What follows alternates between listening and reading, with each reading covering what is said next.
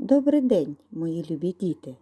Сьогодні на заняття ми з вами дізнаємося більше про одяг, для чого він нам потрібний, яким він має бути. Кожного ранку, виходячи з дому, ми вдягаємося. Діти, а навіщо нам потрібний одяг? Так, вірно, одяг захищає нас в холодну пору року. Захищає від спеки, прикрашає. А іноді, глянувши на одяг людини, можна визначити її настрій. Пригадайте, діти, яка зараз пора року. Ось і прийшла довгоочікувана зима. Це прекрасна пора року, коли природа спить. На землю, немов пух, лягає перший сніг. Зимовий день заворожує погляд. Тиша холодного лісу і казковий крижаний полон, в якому перебуває природа, дивують. Але зима буває суворою, холодною та повітряною. Але зима буває доброю до людей. Тоді світить сонечко і м'який білий сніг неспішно лягає нам на голови. Ще зима може бути чарівною.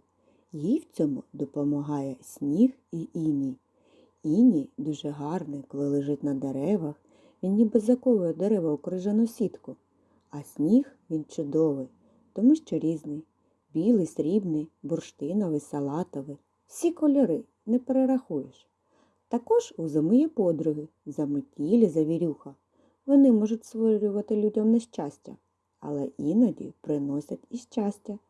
Наносять замети, з яких ми робимо гірки, можемо кататись, радіючи зимі. Такі розваги дуже покращують настрій. Добрі знайомі зими – це сніжинки. Вони танцюють у повітрі, наче балеринки, а іноді їх підганяє заметіль, щоб вони розворушились і весело літали поруч з людьми. Отже, зима буває дуже різною. Але дітям взимку завжди весело, особливо коли багато снігу. Можна падати, валяти снігу, не боячись забруднитися. Тільки треба взимку тепло одягнутись, щоб не замерзнути та не захворіти. Отже, настав час готувати теплий одяг. Шапки, шарфики, рукавиці, теплі чобітки. Взимку стоять міцні і колючі морози. В таку погоду для прогулянок просто необхідно дуже тепло одягатись. Але як би ми тепло не були вдягнені, без руху на морозному повітрі нам не зігрітися. Зі зміною пір року змінюється і одяг людини. Як ви гадаєте, що б з нами сталося, якби ми ходили в тому самому одягу зараз, що й влітку? Так, а вже ж, ми б замерзли та захворіли. А чому ми б замерзли?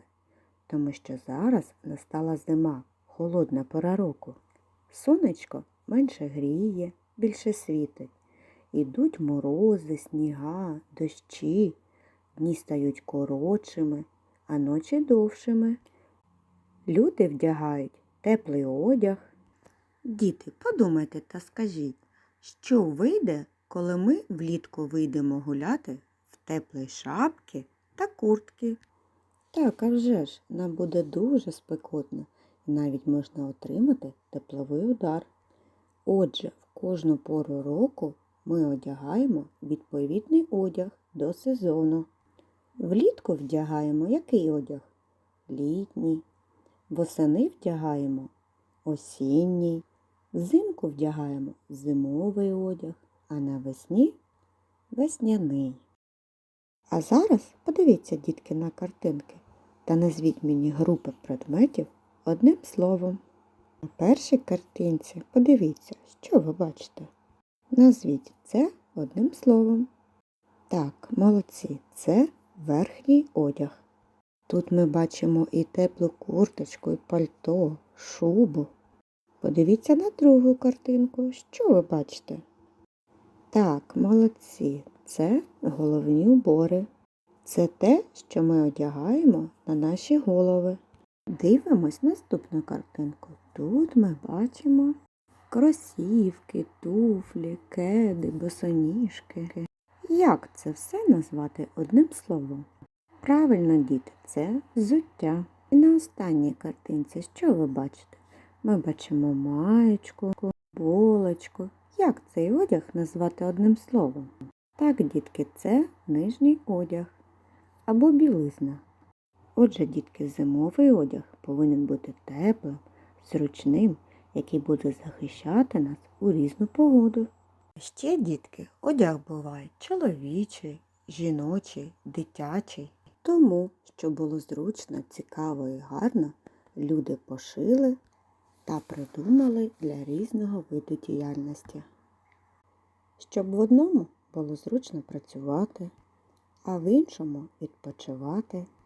Для занять спорту придумали спортивний костюм та взуття. Святковий одяг люди надягають на якесь свято або похід у театр. А ще є домашній одяг та взуття, який одягають тільки вдома. А коли виходимо на вулицю, обов'язково перевдягаємось. Взуття, як і одягу, дуже багато для різного виду діяльності. Але для вибору взуття є найголовніше правило – не тільки краса, щоб воно було зручним. Для того, щоб одяг і взуття нам гарно слугували, за ними треба доглядати. Про них треба дбати. Дітки, дуже хочеться прочитати один цікавий віршик. Послухайте. Я зібрався погуляти, одяг мушу свій шукати. Це, напевно, домовик заховав десь черевик.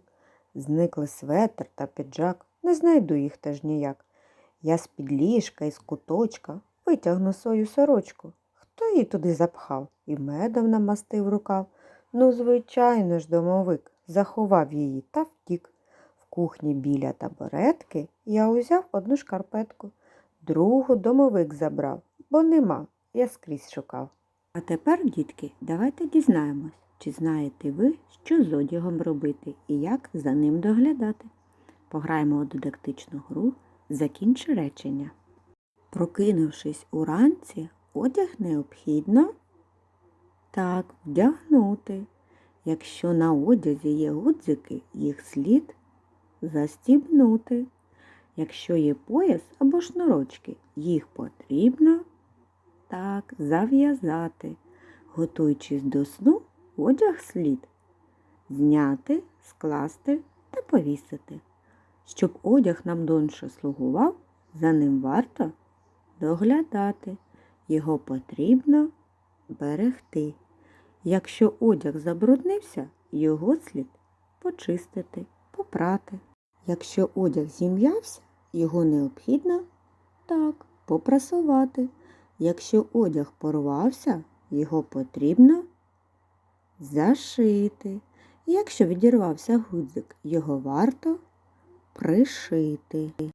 А якщо одяг малий, то його потрібно купити. Молодці! А ще, діти, наш одяг і взуття виготовляють із різних матеріалів. Давайте з вами пограємо. Доберіть слова до назви одягу і взуття, залежно від того, з чого вони виготовлені.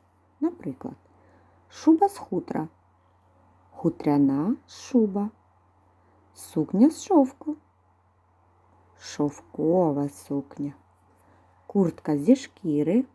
Яка це буде куртка? Шкіряна куртка. Так, молодці.